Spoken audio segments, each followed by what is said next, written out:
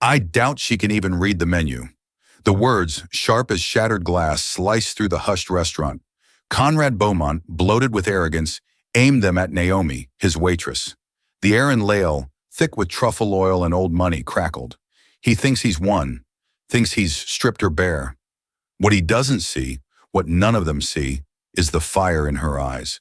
A scholar caged, yes, but still burning. A mind brimming with centuries of history. He's about to learn that money can't buy everything, especially not quiet dignity. He's about to learn the hard way. They have no idea how her quiet kindness will change everything. Not a clue. I doubt she can even read the menu. The words, sharp as shattered glass, sliced through the hushed restaurant.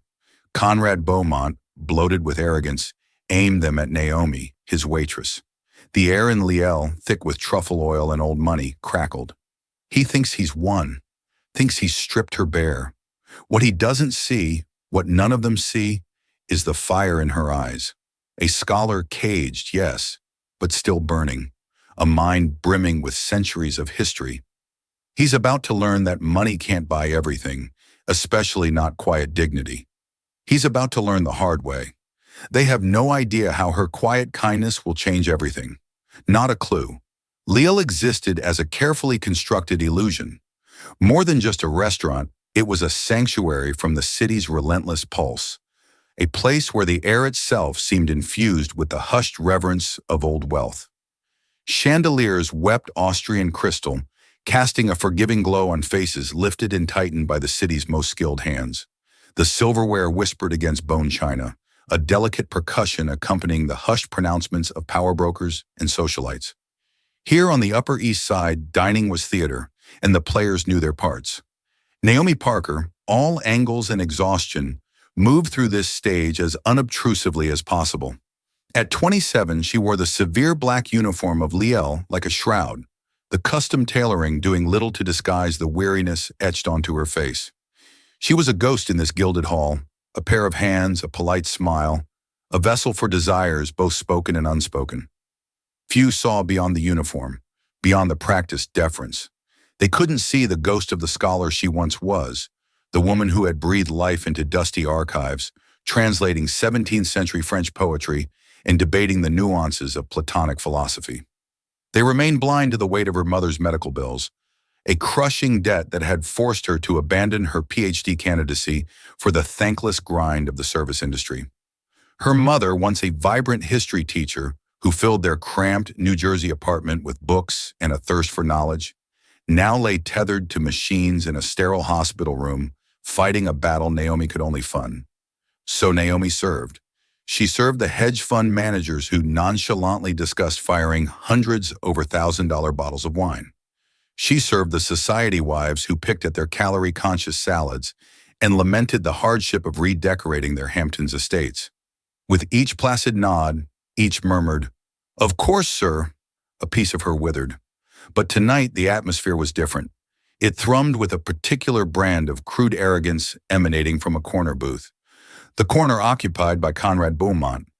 Beaumont, a real estate mogul who'd bulldozed his way into the city's upper echelons, had no lineage, no refinement, only the blunt force of money. He was a skyscraper in a sea of townhouses, loud where others were discreet, dripping in ostentation where others favored subtle elegance. The gaudy timepiece strapped to his wrist likely cost more than Naomi's student loan debt, and he brandished it like a weapon. Beside him sat his latest trophy, Brittany, a woman barely older than Naomi, whose face was a frozen testament to the wonders of cosmetic surgery. She remained glued to her phone, her expression a mask of bored indifference. Completing the unholy trinity was Leland Pryor, a junior partner whose spine had seemingly been surgically removed to accommodate Beaumont's every whim. His laughter arrived a beat too early, his nods a degree too enthusiastic. George, a veteran waiter hardened by years of service, had given Naomi a pitying look when assigning her their table. "Good luck," he'd muttered. "Two-bottle Bordeaux and zero-tip kind of guy, and a sadist." From the moment Naomi approached, the performance began. "Wine list?" Beaumont barked, not even glancing at her. The snap of his fingers was a blatant insult. Naomi presented the leather-bound tome with forced calm. "Of course, sir." He scanned the list, his lips moving soundlessly as he butchered the French names. Get me! Get me the Patras, the Zo5! The S hissed into the rarefied air, a verbal desecration. Naomi's training kicked in. Her face remained impassive. An excellent choice, sir. The 2005 Petrus is a remarkable vintage. She pronounced it correctly. Petrus. The S silent, the vowels pure. It was a subtle correction, barely perceptible, but Beaumont's eyes narrowed. He had noticed. A tiny chink in his armor of perceived sophistication, the meal unfolded like a slow-motion train wreck. He complained that his steak, ordered rare, was too bloody. He rejected a side dish, declaring the asparagus limp. Each grievance was delivered with a theatrical sigh, a performance of refined taste that was entirely unconvincing. Leland, ever the sycophant, chimed in with predictable enthusiasm. Conrad, your standards are just higher. Brittany remained lost in her phone, occasionally surfacing to pout for a selfie. Naomi handled each complaint with robotic efficiency. I will have the chef prepare another immediately, sir. My apologies, sir. I will replace it at once. Her calm seemed to only fuel his ire. He was a predator who thrived on the panic of his prey, and she refused to give him the satisfaction. Then came the moment for the main course selection. The air vibrated with tension. This was what Beaumont had been building towards, a moment of blatant dominance. He would put the quiet, efficient waitress in her place. He scanned the menu, his finger halting on one of the most complex and traditionally prepared dishes, one rarely ordered by the restaurant's American clientele. I'll have the, he began, his voice booming across the hushed dining room. He stumbled over the name, a mangled mess of butchered French. The rendezvous al dejeuner. He pronounced it, rognon de veau al déjeuner. Leland chuckled, a wet, unpleasant sound. Only you, Conrad, always picking the most exotic thing. Beaumont leaned back, a smug grin plastered across his face. He locked eyes with Naomi, then gestured dismissively at the menu. His voice, loud enough for nearby tables to turn their heads, dripped with condescending poison, fueled the fire, turning it into a citywide guessing game. For the elite of New York, the details were too specific to ignore. The description of the mogul, the flashy watch, the trophy wife, the sycophantic associate, the palant for bludgeoning his way through situations pointed in one very specific, very public direction. Conrad Beaumont was at his desk in his penthouse office overlooking Central Park when his PR director, a perpetually stressed woman named Cynthia, forwarded him the link with the subject line. Urgent. We need to discuss. Beaumont read it. Then he read it again. A vein throbbed in his temple. The blood drained from his face, leaving a mask of pure, unadulterated rage.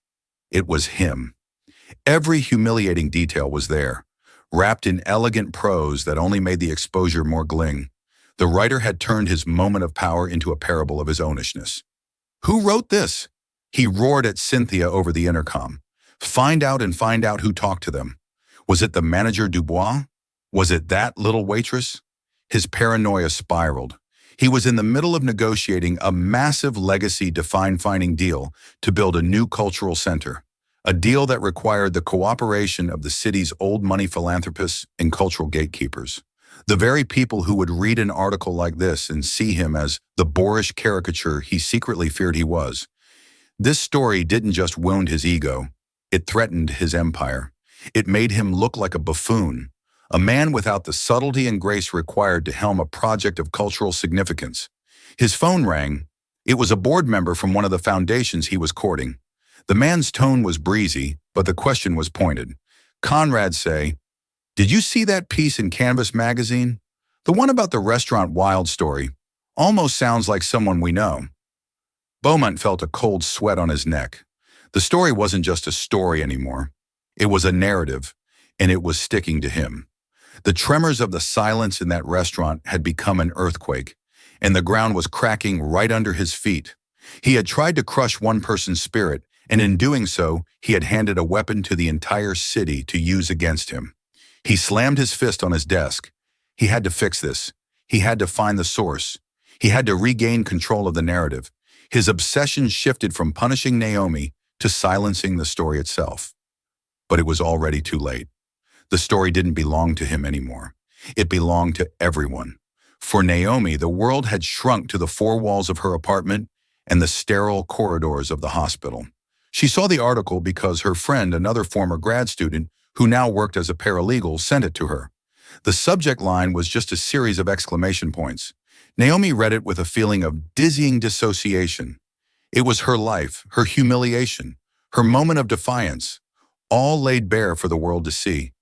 Yet she was an anonymous ghost at the center of it. Genevieve Lauren had protected her identity, but in doing so had made her story public property. She read the comments, the praise for the scholar, the condemnation of the mogul. It was vindicating but also terrifying. She was no longer just Naomi Parker, out-of-work waitress. She was a symbol, a hashtag waiting to happen. She felt exposed as if a spotlight had found her, even in the shadows of her forced leave. Her suspension was nearly over when an email landed in her inbox. The sender's name made her breath catch in her throat. Dr. Philip Rowe. Dr. Rowe had been her PhD advisor, her mentor. He was a titan in the world of French historical studies, a man whose opinions she valued more than almost anyone's. She hadn't spoken to him in over a year, not since her shame-filled call to tell him she was withdrawing from the program. Opening the email felt like reopening a wound. Subject, a long shot. But is this you? Dear Naomi, I hope this message finds you well. I am writing on a bit of a strange whim. A rather extraordinary article has been making the rounds in academic circles. I've attached it here. It's titled The Menu. It tells the story of an unnamed waitress, a scholar of French, who found herself in a challenging situation. As I read it, a few details stood out. The description of her linguistic precision, her deep knowledge of Burgundian history and culture. It sounded remarkably familiar. It sounded like the student who wrote that brilliant seminar paper on the socio-economic impact of the salt tax in 17th century Burgundy. It is perhaps a wild guess, but I had to ask, was that you, Naomi? Regardless of your answer, reading this piece made me think of you and the great promise you showed.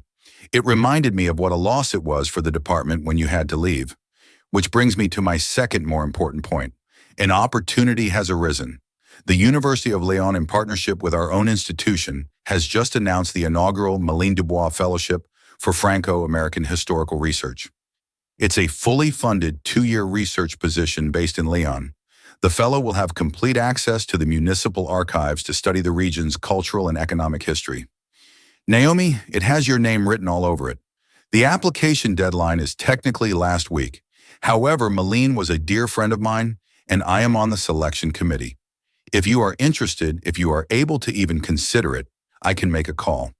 We would need a formal application and a statement of purpose by the end of the week. I know life may have taken you down a different path, but talent like yours is rare.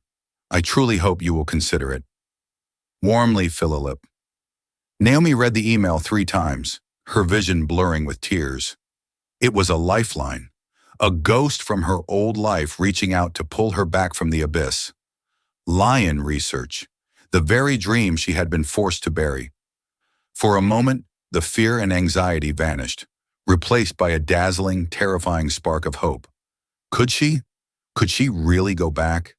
The thought was so overwhelming, so beautiful, it felt dangerous. Meanwhile, Conrad Beaumont's world was contracting. The cultural center deal, his magnum opus, was stalling. A key benefactor, an old money matriarch who sat on the board of the Metropolitan Museum of Art, had called him for a chat. She had spoken about the importance of character and public perception for such a prominent project. She never mentioned the article, but the subtext was a sledgehammer. The narrative was poisoning him. His PR director, Cynthia, was in crisis mode. Conrad, we can't kill the story, she said, pacing his office. It's too big now. Trying to suppress it will only confirm it's about you. We have to change the narrative. And how do we do that? He snarled. You have to get ahead of it. You have to be the bigger man, the magnanimous one. She explained, her voice urgent. You find the waitress, you apologize publicly, and then you help her. You offer her a job, a scholarship, something that makes you look like a patron, not a bully. You turn your villain into your protégé. Beaumont recoiled. apologized to her. Are you insane? The idea of humbling himself before the woman who had humiliated him was physically repulsive. It's not about what you feel, Conrad. It's about optics. Cynthia shot back her professional desperation, overriding her fear of him. Right now, you're the mogul, a rich jerk who bullies waitresses. If you do this, you become Conrad Beaumont, the tough but fair titan who recognized brilliance in an unexpected place and rewarded it. It's a redemption story. The media will eat it up. It saves the deal, and it saves your reputation.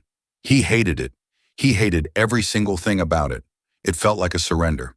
But as he looked out over the city, over the empire he had built, he knew she was right. His legacy was at stake. The means no longer mattered, only the ends. Fine, he bit out. Find her. Find the girl. Make a meeting. We'll play it your way. The hunt began. It wasn't hard. Beaumont's resources were vast. A few calls from his security chief to industry contacts, a discreet inquiry to a contact inside a restaurant payment processing company, and a cross-reference with employee records from upscale French restaurants on the Upper East Side. Within a day, they had a name, Naomi Parker, Queens, New York, currently on administrative leave from Lille. Just as Naomi was beginning to sketch out a statement of purpose for the fellowship in Lyon, her phone rang. It was an unknown number. She let it go to voicemail. A minute later, a message appeared. Miss Parker, my name is Cynthia Lell. I am the Executive Vice President of Communications for Beaumont Enterprises. Mr. Conrad Beaumont has asked to meet with you to discuss a matter of mutual importance. He is prepared to make you a very generous offer. Please call me back at your earliest convenience. Naomi stared at her phone, the blood turning to ice in her veins. He had found her. The man who had tried to break her was now reaching out with a generous offer. It felt less like an olive branch and more like the first touch of a spider's web. She now stood at a crossroads she could never have imagined. In one hand, she held an email that offered her a path back to her authentic self, a path of intellectual pursuit and quiet dignity, paved with difficulty and uncertainty. In the other, she held a voicemail that offered a shortcut, a transactional solution from the very man who had caused her pain, a path paved with his money and his motives. The choice she made would define not just her future, but who she was. The voicemail from Beaumont Enterprises was a serpent coiling in the heart of Naomi's quiet Queens apartment. For 2 days, she let it lie there, a toxic promise she was terrified to touch. The voice of Cynthia Lell, smooth and corporate, replayed in her mind a stark contrast to the warm, hopeful words of Dr. Rowe's email, which she had printed and kept on her nightstand like a holy text. The two messages represented two entirely different futures, two fundamentally different Naomis. One path was a superhighway paved in gold. She could almost feel the weight of Beaumont's money, a heavy blanket that could smother all her anxieties. She pictured her mother's medical debt vanishing with a single wire transfer. She imagined her mother in a private room with a window overlooking a garden, receiving the best care money could buy, without the constant gnawing fear of the next bill. The thought was a siren song, seductive and overwhelmingly powerful. All she had to do was attend a meeting. All she had to do was listen. The other path was a narrow, winding trail up a mountain she had been forced to abandon years ago. It promised not comfort, but challenge, not wealth, but fulfillment. The fellowship in Lyle was a return to her soul's true home, a life of dusty archives, intellectual rigor, and the quiet pursuit of knowledge. It offered no immediate solutions to her financial burdens. It was a promise of a different kind of richness, one that couldn't be spent, but could never be taken away. On the second night, she sat by her mother's hospital bed, holding her frail hand. Her mother, lucid in the evening, quiet, looked at her. "You seem troubled, my love, more than usual." Naomi forced a smile. "Just tired, Mom. Long. Weak." Her mother squeezed her hand, her grip surprisingly firm. "Naomi, I didn't raise you to be just tired. I raised you to be brilliant. Whatever it is, don't you dare sell your brilliance short. It is the one thing in this world that is truly yours." The word struck Naomi with the force of a physical blow. Don't sell your brilliance short. That was exactly what Beaumont wanted to do. He didn't want to hire her brilliance. He wanted to purchase it, package it, and put it on display to burnish his own tarnished name. In that moment, the conflict within her resolved into a single hard point of clarity. She knew she had to go to the meeting, not to consider the offer, but to formally reject it, to face the man who had tried to humiliate her and show him unequivocally that she could not be bought. She owed him nothing, but she owed her mother and herself this final act of self-possession. The next morning she prepared for the meeting, not as a candidate preparing for an interview, but as a sovereign nation preparing for a diplomatic negotiation. She chose her outfit with meticulous care. It was a uniform of a different sort, not the black suit of a waitress designed for invisibility, but a simple charcoal gray dress her mother had helped her pick out for her first academic conference. Over it, she wore her mother's old college blazer, its tweed fabric, a soft, tangible connection to a legacy of intellect and integrity. She looked not like a supplicant, but like a scholar. The journey into Manhattan was a journey between worlds.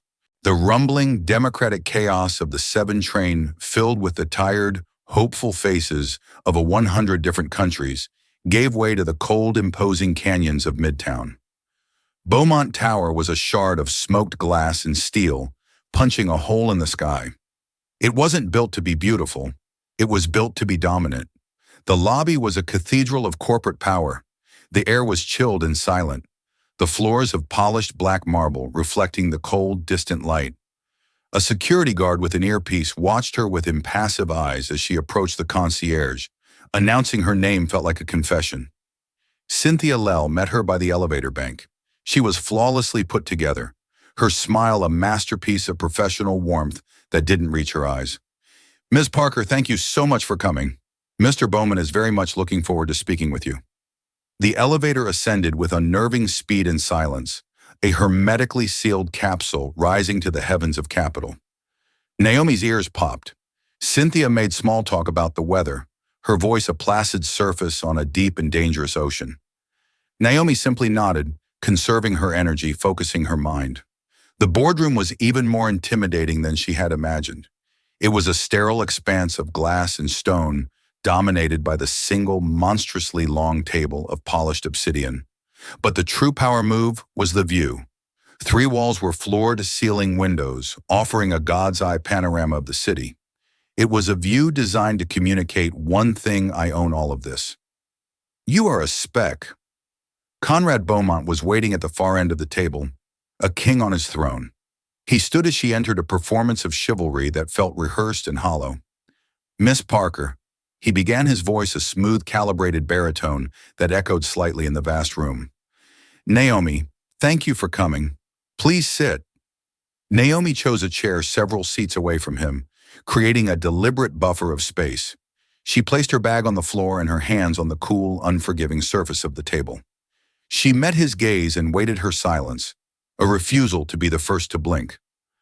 "I'll get straight to the point," he said, leaning forward, the picture of a man who values his time.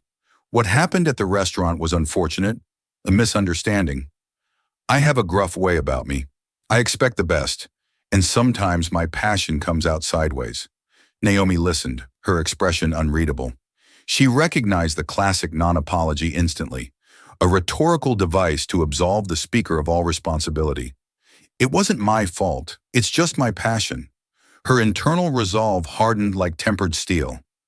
"I was, however," he continued, pivoting smoothly, "impressed, deeply impressed.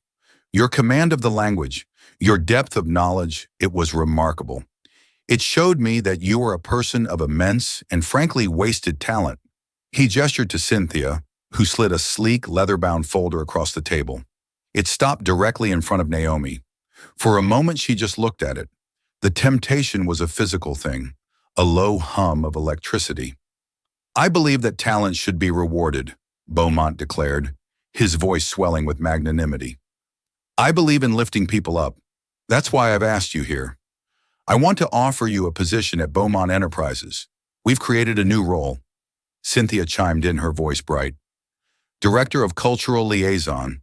You would work with our philanthropic wing, advising on our partnerships with museums, orchestras, and of course, the new cultural center. Your knowledge of European history and culture would be invaluable." Against her better judgment, Naomi opened the folder. The first page was a letter of offer. Her eyes scanned past the jargon to the bottom line. The salary was printed in bold. It was a number so large it seemed fictional, more money than her mother had made in the last 5 years combined. A wave of dizziness washed over her. That number could solve everything. It could erase the past, secure the present, and cushion the future. It was a weapon designed to disarm her will. Beaumont saw her pause. He smiled, sensing victory. The salary would be, let's say, a significant improvement on your current situation. 6 figures, full benefits, a corporate apartment in one of my buildings. We would take care of everything. He leaned back, spreading his hands. All your troubles gone. Naomi closed the folder with a soft, final click. She pushed it gently back to the center of the table. She lifted her eyes, and the doubt that had flickered within them was gone, replaced by a calm, unwavering light. Mr. Beaumont, she said, her voice even and clear, I appreciate you taking the time to meet with me, and I thank you for this document. Her formality was a shield, a wall he could not breach. But I must decline your offer. The air in the room shifted. Beaumont's smile twitched a barely perceptible crack in the facade. Cynthia froze, her professional poise faltering. This was not in the script. I think you misunderstand, Beaumont said, his tone losing its warmth, gaining a hard, patronizing edge. This is a life-changing opportunity. Oh, I understand it perfectly, Naomi replied, a newfound strength flowing into her. You have a public relations crisis born from a viral story in which you are the villain. You need to change the narrative. So you create a position for the story's heroine. You offer me a generous salary to become a symbol in your redemption story. You would parade me out at galas and board meetings, the brilliant waitress you and your great wisdom discovered and elevated. She leaned forward slightly, her gaze sharp and analytical. This isn't a job offer, Mr. Beaumont. It's a transaction, the most sophisticated form of hush money I've ever encountered. You want to purchase my silence and my compliance, and you've put a very high price on it. But my integrity was not listed on the menu that night, and it is not for sale now. Beaumont's face, stripped of its benevolent mask, was now a thundercloud of rage. The pretense was over. That's a very cynical way to look at a generous offer, young lady, he snarled. A person in your position can't afford to be so proud. The words meant to wound had the opposite effect. They ignited the last of her fear into pure focused strength. A person in my position? Naomi countered, her voice ringing with conviction. Can't afford not to be. My mother is sick. I have debts that keep me awake at night. Believe me, the money in that folder is not an abstract concept to me. It would be the easy path, but it would cost me the one thing I have left that is entirely my own. She rose from her chair, her movement fluid and certain. Standing, she was no longer a small figure at a vast table. She was his equal. You and I value different things, Mr. Beaumont. You value acquisitions, optics, control. You thought you could diminish me by mocking my job. And now you think you can possess me with a new one? But my work as a waitress does not define my worth, and your money cannot define my future? She took a step back from the table, a final physical declaration of her freedom. I came here today to tell you that I don't need your help. The talent you were so impressed by has already opened a door for me, a real one. An email from my old professor arrived 2 days ago. It seems my story, the anonymous version, reached him. He has nominated me for the inaugural Madeleine Dubois Research Fellowship. I've accepted. I'll be moving to Lyon, France to complete the academic work I was forced to abandon. She let the words settle in the silent, cavernous room. She saw the flicker of disbelief and fury in his eyes. She hadn't just rejected his offer. She had revealed it to be wholly unnecessary. She had a better one. So thank you for the offer, Mr. Beaumont, but I don't want to be your director of cultural liaison. I'd rather be myself. Without another word, she turned her back on him and walked towards the door. She didn't run. She didn't look back. She could feel his enraged stare on her. The silent, sputtering fury of a man who had been outmaneuvered. A man used to buying anything he wanted, who had just discovered something priceless. As the heavy glass door whispered shut behind her, sealing Conrad Beaumont in his sterile, opulent prison, Naomi Parker stepped into the elevator. Descending from that cold peak of power, she felt not smaller, but larger. And when she walked out of the tower's imposing entrance and into the brilliant, chaotic afternoon sun of New York City, she took a deep breath. The air no longer felt thin. It tasted of exhaust fumes, hot pretzels, and boundless, beautiful possibility. She was still in debt. Her mother was still sick, but she was free. Naomi's story isn't just about a clever comeback in a fancy restaurant. It's a powerful reminder that our circumstances don't define our worth. True wealth isn't measured in bank accounts or skyscrapers, but in knowledge, resilience, and the courage to stand by your own integrity. Naomi walked away from a six-figure salary, not because she was foolish, but because she was wise enough to know the difference between a price tag and true value. She chose the difficult path of her own dreams over the easy comfort of a golden cage. Her story forces us to ask ourselves, what is our own dignity worth? If Naomi's journey from quiet desperation to triumphant self-possession moved you, please give this video a like to help her story reach more people. Share it with someone who needs a reminder of their own inner strength. And most importantly, subscribe to our channel for more true stories that uncover the extraordinary strength hidden in everyday life. Click that notification bell so you never miss a chapter. Thank you for listening.